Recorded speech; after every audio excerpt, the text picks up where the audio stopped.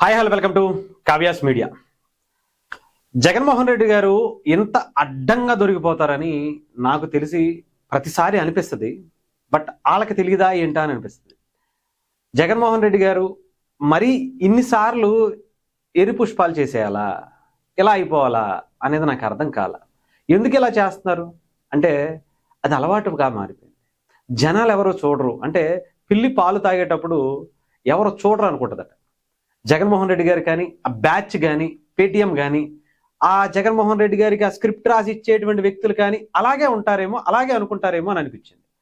నాకు తెలిసి ఈరోజు కూడా అదే, ఏదైతే ఒక ఆంధ్రప్రదేశ్కి సంబంధించినటువంటి మన సంక్రాంతి సంబరాల్లో మన వాసంశెట్టి సుభాష్ గారు, రామచంద్రాపురం ఎమ్మెల్యేగా మంత్రిగా ఉన్నటువంటి వాసంశెట్టి సుభాష్ గారు సంక్రాంతి సంబరాల్లో డాన్సులు వేశారు. ఒక మహిళతో, అశ్లీలతగా ఉన్నటువంటి ఒక వ్యక్తితో డాన్సులు చేసుకుంటూ కొంచెం ఎంజాయ్మెంట్ చేశారు సంక్రాంతి సంబరాల్లో, సంక్రాంతికి సంబంధించినటువంటి సంబరాల్లో. దీని మీద నిన్న జగన్మోహన్ రెడ్డి గారు మాట్లాడారు. ఒకసారి మనం కూడా క్లారిటీగా వినొచ్చు కూడా. ఎందుకంటే జగన్మోహన్ రెడ్డి గారు మాట్లాడినటువంటి మాటలు విన్నారుగా. విన్న తర్వాత ఏంటంటే చాలా క్లారిటీగా ఆయన పలాని ఎమ్మెల్యే అంట, ఆడు మంత్రి అంట, ఆడు అమ్మాయిలతో అశ్లీలత డాన్సులు చేస్తున్నాడు, ఆడు మంత్రి, ఈడు జంగిల్ రాజ్యం, ఇది అది అనుకుంటా ఒక రేంజ్లో రెచ్చిపోయారు. పాపం జగన్మోహన్ రెడ్డి గారు ఒకటి మర్చిపోతున్నారు.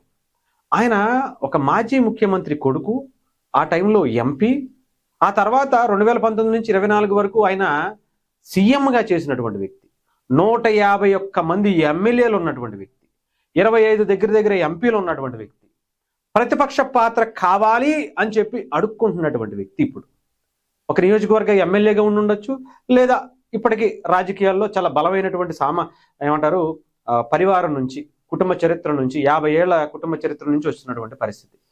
ఏమాత్రం తెలియకుండా, ఏమాత్రం ఇన్ఫర్మేషన్ తీసుకోకుండా వాళ్ళు ఏది రాసిస్తే అది, వాళ్ళు ఒక గుడ్డి వెర్రి పుష్పాలు, ఈయన దాన్ని చదివేసి ఈయన్ని ఎర్రి ఎంగళప్పలను చేసేస్తాం. ఏంటి పాపం, అసలు జగన్మోహన్ రెడ్డి గారికి మాత్రమే దొరుకుతారా ఇలాంటి వాళ్ళు అని అనిపిస్తుంది. పాపం జాలేస్తుంది. కానీ ఏం చేస్తాం, ఆయన దాన్ని ఎంకరేజ్ చేస్తున్నారు, ఆయన దాన్ని ఇంకా ముందుకు తీసుకెళ్తున్నారు. వాళ్ళని కొన్ని లక్షల రూపాయలు పెట్టి శాలరీలు ఇచ్చి సకల కళామంత్రులుగా ఒక వ్యక్తిని పెట్టి దానికి ఎన్ని కాంట్రాక్టులు ఉంటాయో, ఎన్ని దోపిడీలు ఉంటాయో, అన్ని అరాచకాలు చేయొచ్చు, అన్ని దగ్గరుండి చేపించినటువంటి వ్యక్తులు ఆయనే. మరి వాళ్ళే కాబట్టి పేటీఎం బ్యాచ్ని ఎంకరేజ్ చేసి బూతులతో రెచ్చిపోయి ఇష్టానుసారం తల్లిని చెల్లిని అని కూడా చూడకుండా వాళ్ళ మీద దారుణంగా మాట్లాడినటువంటి సంస్కృతి. అంటే మన రక్తం పంచుకొని పుట్టినటువంటి చెల్లైనా ఆయనకి సంబంధం లేదు, బాబాయ్ అయినా ఆయనకి అవసరం లేదు. ఆయనకి అధికారం మాత్రమే కావాలి, ఆయనకి జంగిల్ రాజ్యం మాత్రమే కావాలి. అందుకే జంగిల్ రాజ్యాలు, ఈ రాజ్యాలు అని చెప్పుకుంటా వస్తారు.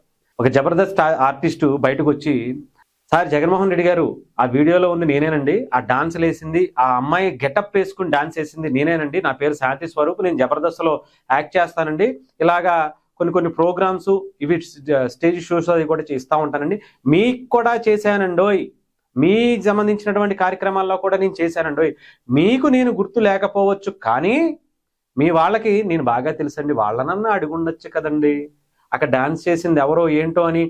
పోనీ గతంలో 2019 నుంచి 24 వరకు ఉన్నటువంటి మీ నాయకులనైనా, రామచంద్రాపురం నియోజకవర్గానికి సంబంధించినటువంటి వ్యక్తులనైనా అడిగితే బాగుండేది కదండి, ఇలా అడ్డంగా దొరికిపోయారు కదండి అని చెప్పి ఆయన బయటకు వచ్చి ఆ శాంతి స్వరూప్ అనేటువంటి ఆడగట్టప్ వేసుకుని జబర్దస్త్లో యాక్ట్ చేసేటువంటి ఒక ఆర్టిస్ట్ బయటకు వచ్చి చెప్పేంత వరకు మనకి సీఎం కొడుకు, సీఎంగా చేసినటువంటి వ్యక్తి, కొన్ని వేల కోట్లు అక్రమంగా సంపాదించినటువంటి వ్యక్తి, దాని మీద ఉన్నటువంటి ఇన్ఫర్మేషన్, ఎలా దాచుకోవాలో తీసుకొచ్చేటువంటి ఇన్ఫర్మేషన్ దీని మీద పెట్టలేకపోయారే అని ఒక ఆర్టిస్ట్ బయటకు వచ్చి చెప్పేంత పరిస్థితికి మనం ఉన్నామంటే జగన్మోహన్ రెడ్డి గారి పరిస్థితి ఏంటో ఆలోచించుకోండి.